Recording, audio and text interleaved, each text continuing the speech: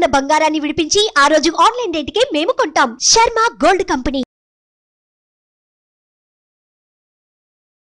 నమస్తే, welcome to Suman TV. నేను మీ యామ్ని.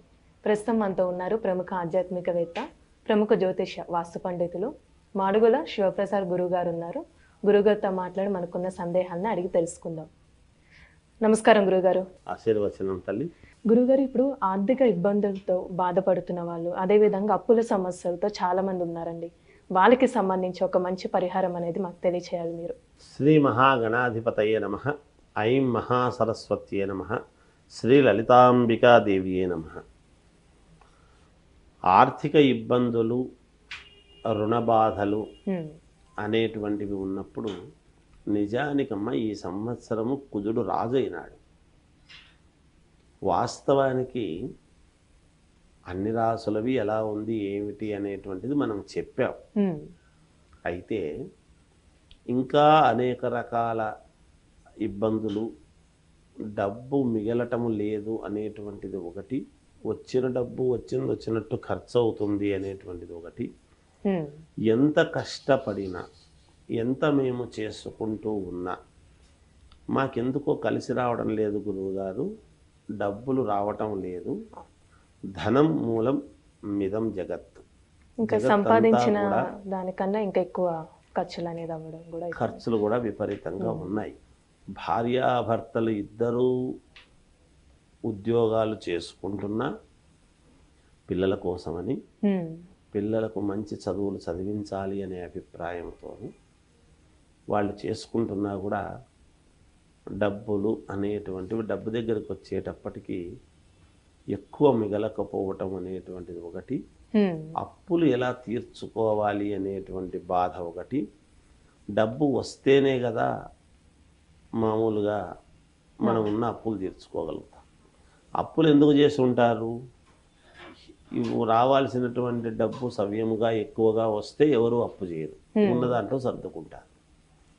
ఏదో అవసరాలు, ఏదో చెయ్యాలి అనేటువంటి తాపత్రయంతో అనూహ్యముగా ఏవైనా పనులు పడినప్పుడు ఎవరి దగ్గర అప్పు చేసి ఈ పని చేసుకుందాము, నెలకింత తీర్చుకుందాములే అనో అనేక రకాల కారణాలు, ఒక వ్యాపారం చేద్దాము కలిసి వస్తుంది అనేటువంటి ఆలోచనతోనూ చిన్న చిన్న ప్రాణులు చాలామంది ఉంటారు కదమ్మా. చిన్నగా ఏదో వ్యాపారాలు చేసుకొని బ్రతకాలి, జీవితంలో పైకి ఎక్కి రావాలి అనే తపన, కోరికలు అందరికీ ఉంటాయమ్మా. మానవ జీవితం సహజం.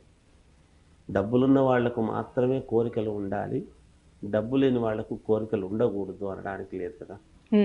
అయితే కొన్ని కోరికలు ఉన్నంతలో తీర్చుకోవాలి, చేసుకోవాలి అనేటువంటి తాపత్రయంతోనూ బాధతోనూ ఒక వ్యాపారం చేసుకుంటే మనకు మేలు జరుగుతుంది. ఉదాహరణకు చాలా రకాల చిన్న వ్యాపారస్తులు ఉంటారు. మామూలుగా ఇడ్లీ బండ్లు పెట్టుకోవడం కానీ, పెద్ద హోటళ్ళు, 5 స్టార్ హోటల్స్ వాళ్ళే కాకుండా మధ్యస్థంగా ఉండేటువంటి హోటళ్ళే కాకుండా రోడ్డు పక్కన ఒక చోట అని పెట్టుకొని అమ్ముకునేటువంటి వాళ్ళు కానీ, కూరగాయలు అమ్ముకునేటువంటి వాళ్ళు కానీ, ఇంకా అనేక రకాల వాళ్ళు చిన్న వ్యాపారాలు చేసుకునేవాళ్ళు. అక్కడ ఒక 100 రూపాయలవి తెచ్చుకొని ఒక 150కో ఒక 125 రూపాయలకో ఒక రూపాయి ఎక్కువ పెట్టుకొని అమ్ముకొని ధర్మంగా ఏదో 10 రూపాయలు వచ్చేట్టుగా చేసుకుందాము అనేటువంటి తపనతో పెట్టుకొని చేసుకుంటే కొన్ని అవి జరగక ఆ అప్పు నెత్తినబడి దాన్ని ఎలా తీర్చుకోవాలనో తెలియక ఇలాంటివి అనేక రకాల వాళ్ళు అనేక రంగాలలో ఉంటారు. సహజం. ఇదేముంది, మామూలుగా ఉద్యోగాలు చేసుకునేటువంటి వాళ్ళు కూడా అప్పులు చేసుకున్న వాళ్ళు ఉంటారు. రాష్ట్రాలు దేశాలే అప్పులు చేస్తున్న రోజుల్లో ఒక కుటుంబంలో ఉండేటువంటి వ్యక్తులు కుటుంబం కోసం అప్పులు చేసుకోరా తల్లి? చేసుకుంటారు కదా. మరి వాళ్లకు మేలు జరగాలి, ఏం చేసుకుంటే కొంతలో కొంత మనకు మేలు జరుగుతుంది అంటే మనము మూలాలను మర్చిపోతున్నాం. అనవసరమైన వాటి గురించి ఎక్కడెక్కడో వేరేటువంటివి ఏవేవో చేసుకుంటూ పోతున్నాం. నిజానికి శాస్త్రం ఏం చెప్పింది అంటే ప్రతి శుక్రవారము మంగళవారము లలితా సహస్రనామ పారాయణము చేసుకుంటే చాలా యోగవంతముగా ఉంటుంది అన్నాడు. శాస్త్రంలో చెప్పిన మాట. అవును. మంగళవారము శుక్రవారము అమ్మవారికి లోకమాత జగజ్జనని ఆమెకు చేసుకుంటే లలితా సహస్రనామ పారాయణము వినటం అనేటువంటిది శ్రద్ధగా వినటం అంటే అక్కడ పెట్టి మన పనులు మనం చేసుకుంటూ ఏవేవో చేసుకుంటే ఉపయోగం లేదు. ఏదైనా ఏది చేసినా శ్రద్ధగా చేయటం అవసరం. నువ్వు 5 నిమిషాలే చెయ్యి, 5 నిమిషాలు శ్రద్ధగా చెయ్యి. 5 రోజులు చెయ్యి, ఆ 5 రోజులు కార్యక్రమం శ్రద్ధగా చెయ్యి. లేదు ఒక అరగంట చెయ్యి, ఆ అరగంట శ్రద్ధతో చేయటం. అంటే ఇప్పుడు చదవలేకపోయినా వినాలంటారు. మరి అందరూ చదవలేరు కదమ్మా. చదవగలిగినటువంటి వాళ్లకు మనం చెప్పేది ఏం లేదు, వాళ్ళు ఉండలేరు. ఎందుకంటే ఒకసారి అలవాటు పడ్డారు అంటే తప్పకుండా లలితా సహస్రనామ పారాయణం చేసుకుంటారు. వాళ్ళకు మనం చెప్పేది ఏముంది? చేయగలిగిన వాళ్ళకు చెప్పేది ఏం లేదు. కుదరని వాళ్ళు, అది నోటికి రాని వాళ్ళు వినటం అనేటువంటిది శ్రవణము ద్వారా. అందుకనే కదా మనము పుష్పం పత్రం ఫలం తోయం అని చెప్తున్నాం మనం.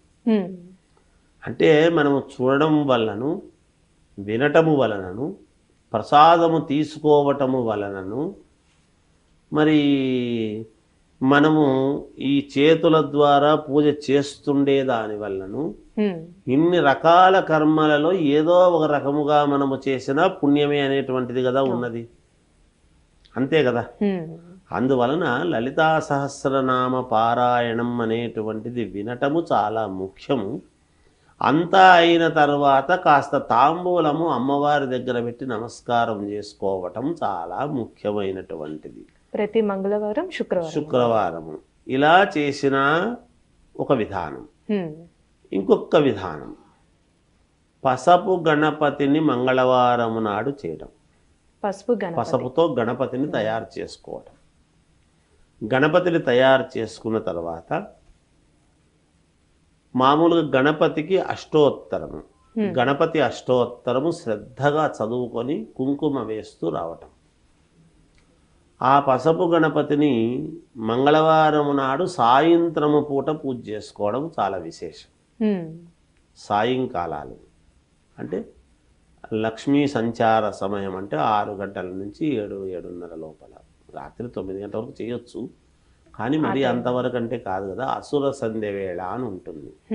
తథాస్తు దేవతలు తథాస్తు అనేటువంటి సమయము కాబట్టి గణపతిని, పసపు గణపతిని మనం చేసుకొని 2 తమలపాకుల్లో పెట్టి, ఆ తోలపాకులు ఇట్లా ఉత్తర దిశ కానీ కొసలు లేదా తూర్పు దిశ కానీ పెట్టుకొని గణపతి అష్టోత్తరము చేసుకుంటే, ఆ చేసుకున్న తర్వాత ఆ కుంకుమ ధరించటం.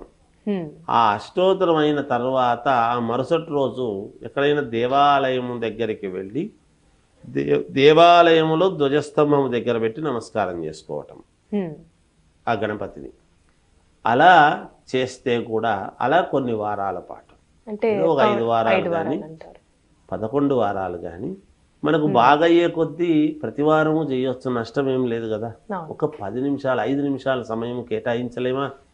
ఖచ్చితంగా ఆర్థిక ఇబ్బందులు 100% తొలగుతాయి. ఎందుకంటే ఎటువంటి విఘ్నాలు, మనం ఏ కార్యక్రమము చేద్దామన్నా నిర్విఘ్నముగా సాగాలి అని గణపతికి ఎప్పుడైతే మనం పూజ చేసుకుంటామో, అందుకే లక్ష్మీ గణపతి అని అంటాం.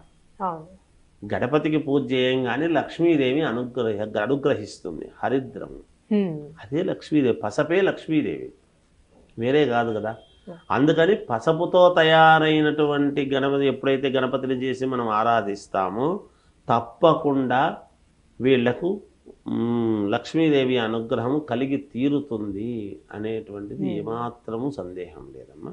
ఇవి చేస్తే చాలు, మేలు జరుగుతుంది. మంచి పరిహారం తెలియజేశారండి మాకు. ధన్యవాదాలు. జయోస్తు.